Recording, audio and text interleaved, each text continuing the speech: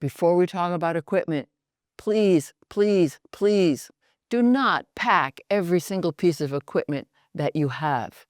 Because I've learned the more equipment I carry, the heavier the bag is, the shorter my photo walks are. What you really want to do is you want to think about what kind of photos will you be taking, and that will determine the equipment.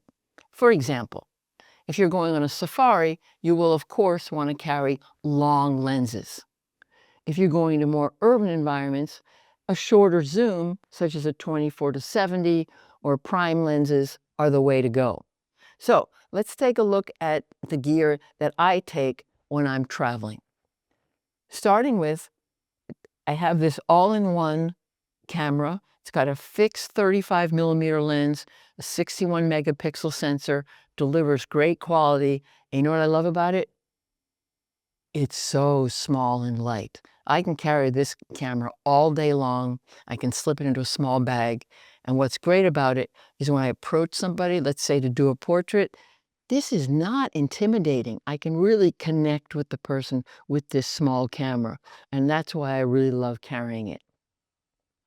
Now, the workhorse travel photography is the full frame camera that is ideal for high quality stills and video. Of course, you're going to have to decide on which lenses to take.